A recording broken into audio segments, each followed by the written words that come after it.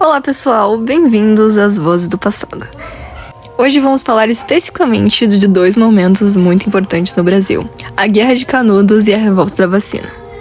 E esses eventos vão mostrar conflitos entre o povo e o governo. Vamos entender o que aconteceu, por que aconteceu e como esses acontecimentos marcaram o nosso país. Então já se prepara que o episódio de hoje está cheio de história e reflexão. A Guerra de Canudos aconteceu no sertão da Bahia no final do século XIX. Quem liderava o movimento era Antônio Conselheiro, um líder religioso que reunia pessoas pobres e marginalizadas para viver em uma comunidade chamada Canudos. O governo da época ficou preocupado com o crescimento dessa comunidade. Eles achavam que Canudos era uma ameaça, que poderia derrubar a república e restaurar a monarquia, mas isso não era verdade. O exército foi enviado várias vezes para destruir Canudos. A resistência do povo foi tão forte que o governo precisou de 4 expedições militares para derrotá-los, quando o conselheiro já estava morto, por razões desconhecidas, com envio de canhões e 5.000 homens que mataram cerca de 25.000 pessoas. O resultado foi uma tragédia. Canudos foi completamente destruído. Esse conflito mostrou a desigualdade social e a violência do governo contra populações pobres do Brasil.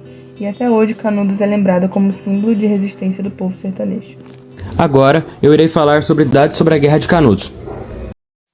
Mentiras da época. A imprensa da época espalhou boatos de que Canudos queria trazer de volta a monarquia, o que não era verdade, mas isso ajudou o governo a justificar a guerra.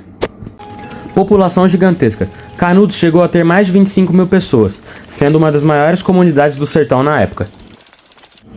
Fome e sede como armas. Na fase final, os soldados interromperam o acesso da população à água e alimentos, deixando o povo morrer de fome e sede. Quase sem armas. Grande parte da população lutou com facões, paus e pedras, enquanto o exército tinha canhões e rifles. Tragédia e massacre. Após a derrota, os sobreviventes foram mortos, incluindo mulheres e crianças. Foi um verdadeiro massacre. Presença dos escritores famosos. O escritor Euclides da Cunha acompanhou a guerra como jornalista e depois escreveu Os Sertões, a obra mais famosa sobre o conflito. Agora, vamos falar um pouquinho sobre a Revolução das Vacinas? Na cidade do Rio de Janeiro, que era a capital do Brasil na época, a cidade estava passando por reformas urbanas e sanitárias. O governo queria modernizar o Rio e combater doenças como varíola e febre amarela. Para isso, foi criada a vacinação obrigatória, comandada pelo médico Oswaldo Cruz. O problema é que o governo impôs a vacina sem explicar direito à população. Muitas pessoas pobres estavam perdendo suas casas pelas reformas urbanas e agora eram obrigadas a tomar a vacina sem entender o porquê.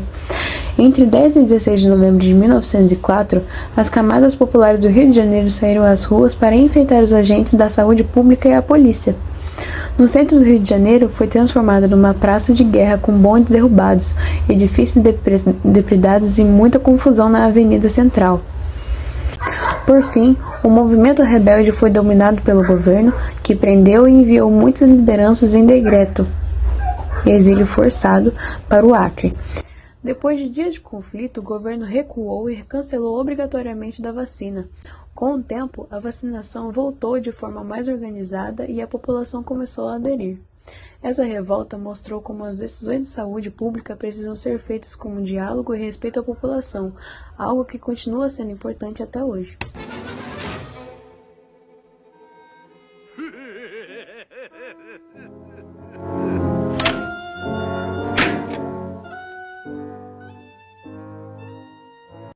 Vou falar sobre 10 curiosidades reais sobre a revolta da vacina. A primeira curiosidade é que tinha uma lei específica só para a vacina. A obrigatoriedade foi criada pela lei da vacina obrigatória, e quem não se vacinasse podia levar multa e até mesmo perder o seu emprego público.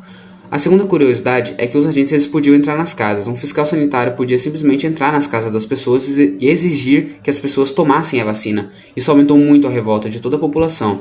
A terceira curiosidade é que a cidade estava ainda em transformação. O Rio de Janeiro parecia um canteiro de obras.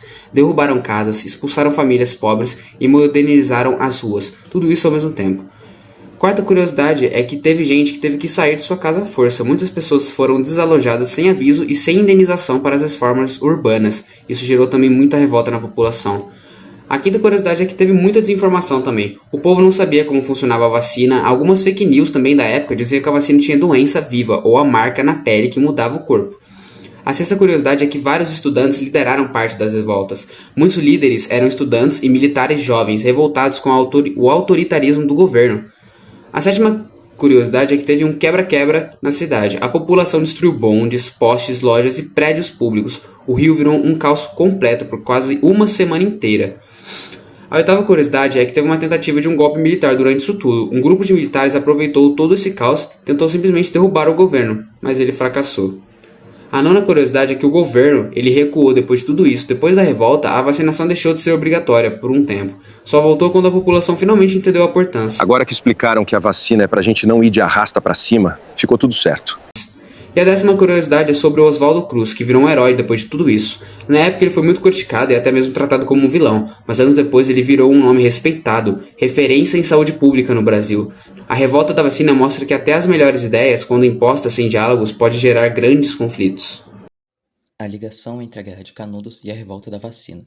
O conflito entre o povo e o governo. Nos dois casos, houve um confronto direto entre a população e o governo. A falta de diálogo. O governo ele impôs decisões sem ouvir ou explicar para o povo. A violência e a repressão. Em ambos, terminaram com forte repressão e mortes. O medo e a desconfiança. A população ela desconfiava das autoridades. Em Canudos ocorreu por motivos políticos e na revolta da vacina pela falta de informação. A desigualdade social. Os mais afetados nestes conflitos foram pessoas pobres e marginalizadas. O papel da imprensa. A imprensa ela ajudou a espalhar o medo e as ideias erradas, o que piorou os conflitos. O aprendizado histórico. Estes conflitos nos mostram a importância do diálogo, da informação e do respeito ao povo.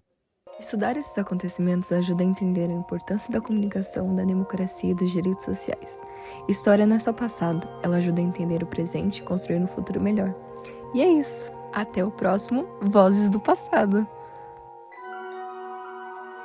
Hasta la próxima.